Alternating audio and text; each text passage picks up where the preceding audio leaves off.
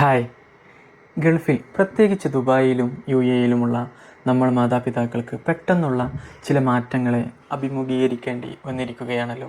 ചുറ്റും നടക്കുന്ന ചില വാർത്തകളും സാഹചര്യങ്ങളുടെയും പശ്ചാത്തലത്തിൽ പൂർണ്ണ മുൻകരുതലിൻ്റെയും സുരക്ഷതയുടെയും ഭാഗമായി കുട്ടികളുടെ സ്കൂൾ ഇപ്പോൾ പെട്ടെന്ന് ഓൺലൈനാക്കിയിരിക്കുകയാണ്. വാർത്തകളിലെ തിരക്കുകളും പെട്ടെന്ന് വീട്ടിലിരിക്കേണ്ടി വന്നതിൻ്റെ കൺഫ്യൂഷനും ഒക്കെ കാരണം നമ്മുടെ വീടുകളിൽ ഇപ്പോൾ സ്വാഭാവികമായും ചെറിയൊരു ടെൻഷനുണ്ട്. നമ്മൾ മുതിർന്നവർക്ക് കാര്യങ്ങൾ മനസ്സിലാകും, പക്ഷേ നമ്മുടെ കുട്ടികൾക്ക് ഇത് എങ്ങനെ പറഞ്ഞു മനസ്സിലാക്കാം? പ്രത്യേകിച്ച് സ്പെഷ്യൽ നീഡ്സ് ഉള്ള കുട്ടികളെ ഈ പെട്ടെന്നുള്ള മാറ്റം എങ്ങനെ ഉൾക്കൊള്ളാൻ പഠിപ്പിക്കും? ദുബായിലൊരു സ്പെഷ്യൽ എഡ്യൂക്കേഷൻ ടീച്ചറായി വർക്ക് ചെയ്യുന്ന ഒരാളെന്ന നിലയിൽ ഈ സാഹചര്യത്തിൽ നമുക്ക് മാതാപിതാക്കൾ നിർബന്ധമായും അറിഞ്ഞിരിക്കേണ്ട 3 കാര്യങ്ങളാണ് ഞാൻ ഇന്ന് പങ്കുവെക്കുന്നത്. ടെൻഷൻ അടിക്കേണ്ട കാര്യമില്ല. നമ്മൾ ഇത് വളരെ ഈസിയായി ഒന്നിച്ച് കൈകാര്യം ചെയ്യും. ആദ്യം തന്നെ സാധാരണ കുട്ടികളുടെ കാര്യം പറയാം. ഈ സമയത്ത് നമ്മൾ ചെയ്യുന്ന വലിയൊരു തെറ്റ് എപ്പോഴും വാർത്തകൾ വെച്ച് കൊണ്ടിരിക്കുക എന്നതാണ്. കുട്ടികളുടെ മുന്നിൽ വെച്ച് ആശങ്കപ്പെടുത്തുന്ന വാർത്തകളെക്കുറിച്ചോ മറ്റ് പ്രശ്നങ്ങളെക്കുറിച്ചോ നമ്മൾ സംസാരിക്കരുത്. അവരുടെ ചെറിയ തലച്ചോറിന് ആ വലിയ വിവരങ്ങൾ പ്രോസസ്സ് ചെയ്യാൻ കഴിയണമെന്നില്ല. സ്കൂൾ എന്തിനാണ് പെട്ടെന്ന് ഓൺലൈൻ ആക്കിയത് എന്നവർ ചോദിച്ചാൽ അവരെ പേടിപ്പിക്കാതെ സത്യം പറയുക. ഉദാഹരണത്തിന്, പുറത്ത് ചില സാഹചര്യങ്ങൾ ഉള്ളത് കൊണ്ട് ഗവൺമെൻറ് നമ്മുടെ സുരക്ഷയ്ക്ക് വേണ്ടി കുറച്ച് ദിവസത്തേക്ക് സ്കൂൾ വീട്ടിലാക്കിയിരിക്കുകയാണ്. നമ്മളിവിടെ 100% സേഫാണ് എന്ന് വളരെ കോൺഫിഡൻറ്റോടു കൂടി പറയുക. നമ്മുടെ മുഖത്തെ സമാധാനമാണ് കുട്ടികൾക്ക് കിട്ടുന്ന ഏറ്റവും വലിയ ധൈര്യം. ഇനി എൻ്റെ ഫീൽഡായ സ്പെഷ്യൽ എഡ്യൂക്കേഷനിലേക്ക് വരാം. ഓട്ടിസം അല്ലെങ്കിൽ ഇൻ്റലക്ച്വൽ ഡിസബിലിറ്റി പോലുള്ള കുട്ടികൾക്ക് ഏറ്റവും വലിയ പ്രശ്നം അവരുടെ റുട്ടീൻ തെറ്റുന്നതാണ്. രാവിലെ എഴുന്നേൽക്കണം, സ്കൂളിൽ പോകണം. ആ ശീലം പെട്ടെന്ന് മാറുമ്പോൾ അവർക്ക് വലിയ ഉത്കണ്ഠ ഉണ്ടാകും. അതുകൊണ്ട് അവർ അമിതമായി വാശി പിടിക്കാനും കരയാനും സാധ്യതയുണ്ട്. ഇത് മറികടക്കാൻ നമുക്ക് എന്തൊക്കെ ചെയ്യാൻ പറ്റും? ഒന്നാമതായി വിഷ്വൽ ഷെഡ്യൂൾ.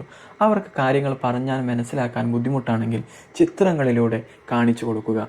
ഒരു പേപ്പറിൽ വീടിൻ്റെ പടം വരച്ച് അതിൽ കമ്പ്യൂട്ടറിൻ്റെയോ ലാപ്ടോപ്പിൻ്റെയോ പടം അടുത്ത് വെച്ച് ഇനി മുതൽ ക്ലാസ് വീട്ടിലാണ് എന്നവർക്ക് കാണിച്ചു കൊടുക്കുക. അതുപോലെ രണ്ടാമതായി സെൻസറി ബ്രേക്സ് കൊടുക്കുക. അതായത് അവർക്ക് ടെൻഷൻ കൂടുമ്പോൾ കുറച്ച് നേരം പാട്ട് കേൾക്കുക, അല്ലെങ്കിൽ അവർക്ക് ഇഷ്ടപ്പെട്ട പ്ലേഡോ പസിൽസ് പോലുള്ള കളികൾ അവർക്ക് അതിനുള്ള സൗകര്യങ്ങൾ ഒരുക്കി കൊടുക്കുക. അവർക്കിതുകൊണ്ട് റുട്ടീൻ മാറിയതിൻ്റെ സ്ട്രെസ്സ് കുറക്കാൻ സാധിക്കും. കുട്ടികളിപ്പോൾ ഫുൾ ടൈം വീട്ടിലാണ്.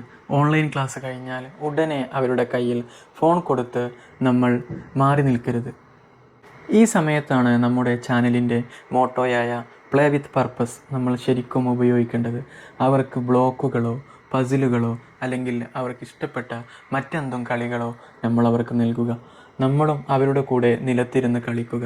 പുറത്തെ വാർത്തകളിൽ നിന്നും ചിന്തകളിൽ നിന്നും അവരെയും നമ്മളെയും ഒരുപോലെ റിലാക്സ് ചെയ്യിപ്പിക്കാൻ ഈ കളികൾക്ക് ഒരു പരിധിവരെ കഴിയും. പ്രിയപ്പെട്ട മാതാപിതാക്കളെ, നമ്മൾ ജീവിക്കുന്നത് ലോകത്തിലെ തന്നെ ഏറ്റവും സുരക്ഷിതമായ ഒരു രാജ്യത്താണ്. ഇവിടുത്തെ ഭരണാധികാരികൾ നമ്മളെയും നമ്മുടെ കുട്ടികളുടെയും സുരക്ഷ ഉറപ്പാക്കാൻ വേണ്ടതെല്ലാം കൃത്യമായി അവർ ചെയ്യുന്നുണ്ട്. അതുകൊണ്ട് നമ്മളൊട്ടും പാനിക്കാവേണ്ട ആവശ്യമില്ല. നമ്മൾ എപ്പോഴും ഓർക്കേണ്ട ഒരു കാര്യമുണ്ട്. നമ്മുടെ കുട്ടികൾ ഏറ്റവും സുരക്ഷിതരായിരിക്കുന്നത് അതായത് നമ്മൾ പേരൻസിൻ്റെ കൈകൾക്കുള്ളിലാണ്. അതുകൊണ്ട് ഈ ദിവസങ്ങളിൽ പതിവിൽ കൂടുതൽ സമയം നമ്മൾ കുട്ടികളുടെ കൂടെ ചിലവഴിക്കുക. അവർക്കിഷ്ടപ്പെട്ട കാർട്ടൂൺ വീഡിയോകളോ കഥകളോ ഒക്കെ അവരുടെ കൂടെ ഇരുന്ന് കാണാനും അവരോടൊപ്പം കളിക്കാനും നമ്മൾ പ്രത്യേകം സമയം കണ്ടെത്തുക. നമ്മൾ പേടിച്ചാൽ അവരും പേടിക്കും. നമ്മൾ ചിരിച്ചാൽ അവർ സമാധാനമായിരിക്കും. അതുകൊണ്ട് നമ്മുടെ കുട്ടികളുടെ കൂടെ സമയം ചിലവഴിക്കുക.